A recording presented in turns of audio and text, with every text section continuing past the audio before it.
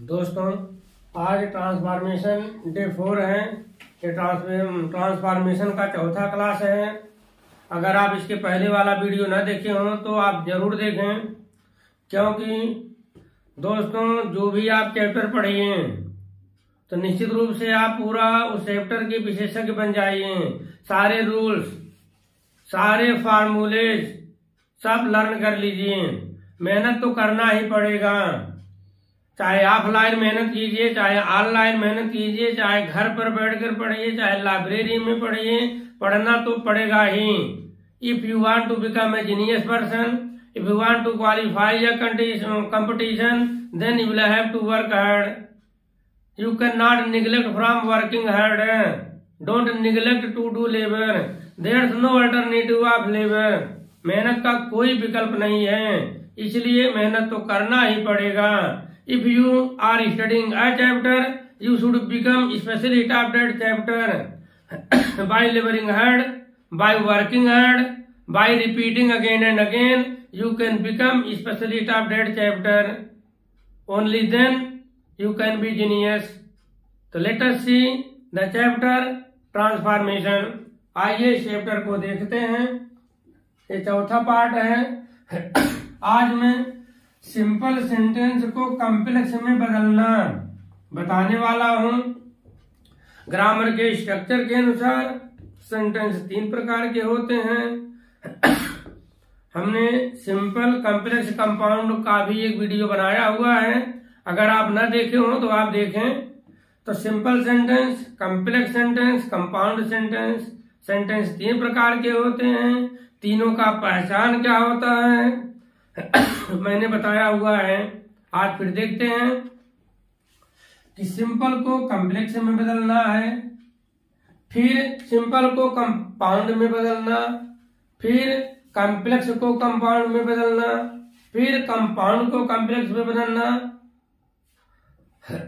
थोड़ा सा जटिल जरूर है, लेकिन घबराइए मत। ध्यान पूर्वक देखें, धैर्य रखें, अंत तक वीडियो देखें। निश्चित रूप से समझाने की मैं पूरी कोशिश करूंगा। कोशिश ही नहीं बल्कि समझा भी दूंगा। देखते हैं सिंपल सेंटेंस को कॉम्प्लेक्स सेंटेंस में बदलना। देखिए, सिंपल सेंटेंस में सिर्फ एक कर्ता रहता है और एक क्रिया रहती है। सिंपल सेंटेंस में एक कर्ता रहता है और एक क्रिया रहती है। और सिंपल सेंटेंस में एडजेक्टिव प्लस नाउन आता है, पोसेसिव केस आता है, अपना की अंग्रेजी प्लस नाउन आता है, एपोजिशन आता है, इन्फिनिटिव आता है, 2+2 आता है, preposition owing to, due to, for, because of, participle आदि आते हैं। सिंपल सेंटेंस में कोई कंजक्शन नहीं रहता है। तो सिंपल सेंटेंस को जब कॉम्प्लेक्स में बदलते हैं तो सबसे पहले कॉम्प्लेक्स को आप पहचान लीजिए। कॉम्प्लेक्स में रहता क्या है? तो कॉम्प्लेक्स में बहुत सारे कंजक्शंस होते हैं। उन सारे कंजक्शनों को आपको लर्न करना पड़ेगा। जैसे that, if, whether, so that, so as, until, unless, after, before, lest, then, so as, such as, so long as, who, when, what, which, whom, whose, where, why, wherever, whatever, whichever, whichsoever, whenever, whensoever, whatever। ये सब complex sentence के conjunction है। कुल मिलाकर ये हमने लिखा हुआ है ऑलरेडी। इनको कहते हैं सबऑर्डिनेट कंजक्शन। क्या कहते हैं? Subordinate conjunction. तो आप 1 बार, 2 बार, 3 बार, दसियों बार, बार बार लिखना तो पड़ेगा ही, याद तो करना ही पड़ेगा। तभी जाकर कॉम्प्लेक्स के बारे में जान पाओगे, सिंपल को कॉम्प्लेक्स में बना पाओगे, कॉम्प्लेक्स को कंपाउंड में बना पाएंगे। दोस्तों, आज मैं कुल मिलाकर 3 नियम बताऊंगा। अगले वीडियो में अगले 3 नियम की चर्चा कर रहा हूं। जब सिंपल सेंटेंस में कर्ता क्रिया प्लस अपना की अंग्रेजी प्लस नाउन हो, कर्ता क्रिया अपना नाउन हो, कर्ता क्रिया अपना नाउन हो। नियम नंबर 1। नियम नंबर 2, जब सिंपल सेंटेंस में कर्ता हो, क्रिया हो प्लस एडजेक्टिव हो, उसके बाद नाउन आया हो, कर्ता क्रिया एडजेक्टिव नाउन। नियम नंबर 3, जब कर्ता हो, क्रिया हो प्लस पोसेसिव केस हो। आज 3 नियम पढ़िए, देखिए, सुनिए, समझिए, फिर बताइए आप समझ पा रहे हैं कि नहीं। दोस्तों, ये सब रूल्स हैं, इसी रूल्स पर आधारित हम रोज रोज नियम बताएंगे। ये आज 3 नियम देखें, इसको हम इरेज करते हैं।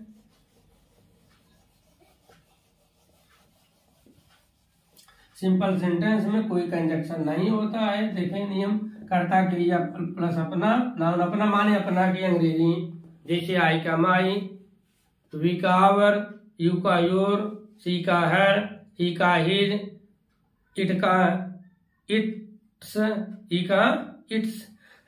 ये अपना की अंग्रेजी है। उसके बाद नाउन। एग्जाम्पल, जैसे आई do not know your name, मैं तुम्हारा नाम नहीं जानता हूँ, मैं तुम्हारा नाम नहीं जानता हूँ। I do not know her native place, मैं उसका जन्म स्थान नहीं जानता हूँ। I do not know his address, मैं उसका पता नहीं जानता हूँ। I do not know your business, मैं तुम्हारा व्यवसाय नहीं जानता हूँ। I do not know her age, मैं उसकी उम्र नहीं जानता हूँ। I do not know the time of his arrival, मैं उसके आने का समय नहीं जानता हूँ, जाने का समय नहीं जानता हूँ, खाने का समय नहीं जानता हूँ, सोने का समय नहीं जानता हूँ। कुछ भी बनाओ भाई। आई do not know her length, हम उसकी लंबाई नहीं जानते हैं। दोस्तों, ध्यान दीजिएगा, हमने लिखा है कर्ता क्रिया, जरूरी नहीं कि हमेशा आई डू नॉट नो ही रहे, कुछ भी रह जाए। She does not know, she does not know, they do not know, Ram does not know, we do not know, you do not know, Champa does not know. ठीक। या दूसरा भी सेंटेंस हो जाए, टेल मी योर नेम, मुझे अपना नाम बताओ।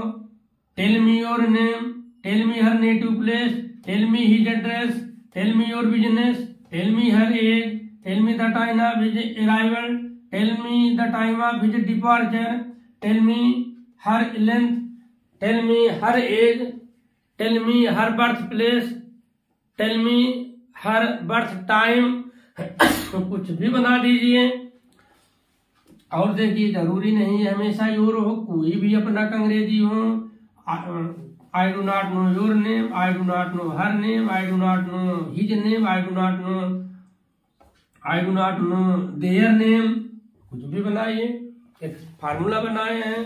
जब कर्ता क्रिया रहे, अपना की अंग्रेजी रहे और नाउन रहे, तो उसको कॉम्प्लेक्स में कैसे बनाते हैं, आइए देखें।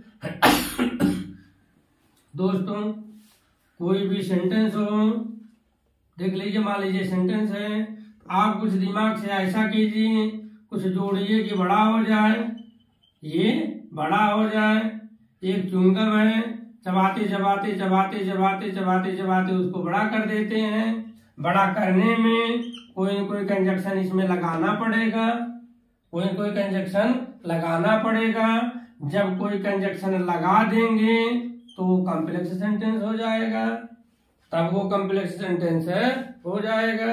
कंजक्शन अपने मन से लगाना पड़ेगा, थोड़ा सा उसमें क्लू जरूर छिपा रहता है, सावधानी पूर्वक देखेंगे, अच्छे से लर्न हो जाएगा। जैसे आप एक इस पर आ जाइए, आई do not know her name, I do not know your name, मैं तुम्हारा नाम नहीं जानता हूँ। तो आप कह सकते हो, मैं नहीं जानता हूँ कि तुम्हारा नाम क्या है, तुम्हारा नाम क्या है। मैं नहीं जानता हूं कि तुम्हारा नाम क्या है। तो आपने थोड़ा सा दिमाग लगाया कि कोई न कोई कंजक्शन आप जोड़ दीजिए। मैं नहीं जानता हूं कि तुम्हारा नाम क्या है, मैं नहीं जानता हूं कि तुम कहाँ रहते हो, मैं नहीं जानता हूं कि तुम कब पैदा हुए। जब आप देखेंगे तो मैं नहीं जानता हूं, योर नेम माने तुम्हारा नाम, कि तुम्हारा नाम क्या है। ये हो जाएगा I do not know what your name is. I do not know what your name is. मैं नहीं जानता हूं कि तुम्हारा नाम क्या है। ये सेंटेंस अपने आप में सही है। थोड़ा सा और दिमाग लगाइए। अगर हम लिखते आई do not know that what is your name, मैं नहीं जानता हूं कि तुम्हारा नाम क्या है। थोड़ा सा दिमाग लगाइएगा दोस्त। जैसे हम लिख दें व्हाट इज योर नेम, तो ये मतलब हो गया तुम्हारा नाम क्या है। यह वाक्य किसी से कुछ पूछ रहा है, किसी से कुछ पूछ रहा है। व्हाट इज योर नेम ये प्रश्नवाचक है। तो जब WH वर्ड, ध्यान से देखिएगा, ध्यान से सुनिएगा। जब WH वर्ड माने चाहे व्हाट हो, चाहे व्हेन हो, चाहे व्हाई हो, चाहे वेयर हो, चाहे हाउ हो, चाहे हाउ मच हो, चाहे जो भी WH वर्ड हो। फिर से सुनिए कि जब WH वर्ड वाक्य के बीच में हो, ये बीच ही तो है, ये क्या है, बीच ही है। जब WH वर्ड वाक्य के बीच में हो तो उस WH वर्ड के तुरंत बाद सहायक क्रिया नहीं लगती है। जब WH वर्ड वाक्य के बीच में आए तो उस WH वर्ड के बाद तुरंत सहायक क्रिया नहीं आती है। तो यहाँ आई है इसलिए गलत है। बहुत VIP चीज बता रहा हूं दोस्तों। जब WH वर्ड के बीच में आए तो उसके तुरंत बाद कोई सहायक क्रिया नहीं आती है। पहली बात, कोई सहायक क्रिया नहीं आती है। दूसरी बात, जब WH वर्ड वाक्य के बीच में आए उसके तुरंत बाद कर्ता आता है। WH के तुरंत बाद कर्ता आता है। फिर से सुनिए, जब WH वर्ड माने चाहे जो WH वर्ड, व्हेन हो, व्हाट हो, व्हाई हो, हाउ हो, वेयर हो, कुछ भी रहे, WH वर्ड के तुरंत बाद कर्ता आती है। तीसरी बात, जब WH वर्ड वाक्य के बीच में आए, जब WH वर्ड वाक्य के बीच आए उसके पहले कभी डैट नहीं आता है। इस WH वर्ड के पहले कभी डैट नहीं आता है, तो ये गलत है। WH वर्ड के पहले कभी डैट नहीं आता है। WH के बाद तुरंत सहायक क्रिया नहीं आती है। WH के तुरंत बाद कर्ता आता है। WH के पहले कभी डैट नहीं आता है, तो ये गलत है। तो आप देखें सही क्या है, कॉम्प्लेक्स सेंटेंस बनेगा कैसे। देखें, आई do not no, I do not know what, यहाँ था your name, what your name is. I do not know what your name is. Hindi बनेगी इसकी, ध्यान से देखिएगा।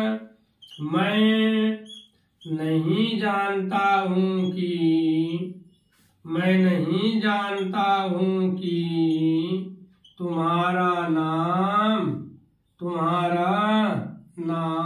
क्या है। मैं नहीं जानता हूँ कि तुम्हारा नाम क्या है। इस की अंग्रेजी यहाँ पर डायरेक्ट नहीं आई है, तो समझिएगा ये है complex sentence. I do not know what your name is. आप देखें, अगर आई do not know your name है तो ये ऐसा भी हो सकता था I know your name, I know your name. अगर ऐसा होता आई नो योर नेम, मैं तुम्हारा नाम जानता हूँ, ये सिंपल सेंटेंस है, करता है, क्रिया है, ये करता ये क्रिया सिंपल है। अब इसको आप कॉम्प्लेक्स बनाना है तो आप कह सकते हो I know what your name is. मैं जानता हूँ कि तुम्हारा नाम क्या है। अब आप देखो ये कॉम्प्लेक्स कैसे बना। कॉम्प्लेक्स में दो कर्ता होने चाहिए और दो क्रिया होनी चाहिए। एक कर्ता एक क्रिया, एक कर्ता एक क्रिया, एक कर्ता एक क्रिया, एक कर्ता एक क्रिया, एक कर्ता एक क्रिया। और कॉम्प्लेक्स सेंटेंस में एक कंजक्शन होता है, ये कंजक्शन है, ये कंजक्शन है। कॉम्प्लेक्स सेंटेंस में एक प्रिंसिपल क्लॉज होता है, एक सबऑर्डिनेट क्लॉज होता है, ये भी पहचान है। तब आप देखें कॉम्प्लेक्स सेंटेंस में एक जो है प्रिंसिपल क्लॉज होता है, एक सबऑर्डिनेट क्लॉज होता है। अब आप देखो ये प्रिंसिपल क्लॉज है और ये सबऑर्डिनेट क्लॉज है। प्रिंसिपल क्लॉज है और ये सबऑर्डिनेट क्लॉज है। इसी तरह से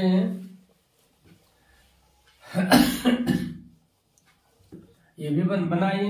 आई do not know her native place, इसका हो जाएगा I do not know where he was born, where he was born. I do not know his address, इसका हो जाएगा I do not know what his address is, what his address is, उसका पता क्या है। I do not know your business, I do not no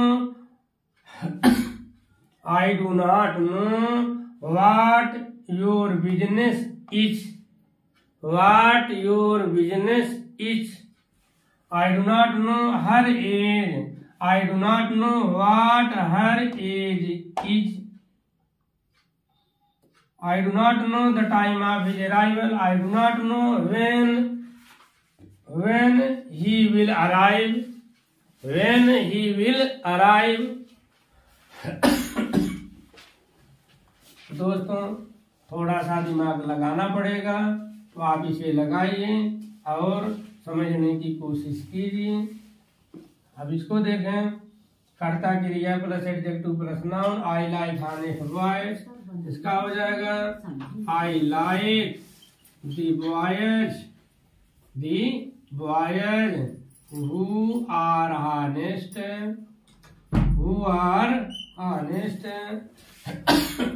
I like the boys who are honest.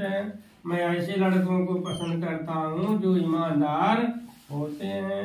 I like good girls, I like the girls who are good. He is a popular leader. He is a leader who is very popular. Diligent boys get good mark. The boys who are diligent get good mark. A barking dog seldom bites. A dog which barks seldom bites. दोस्तों देखें, repeat करें, revise करें, समझने की कोशिश करें और comment जरूर करें। आज बस इतना ही, धन्यवाद।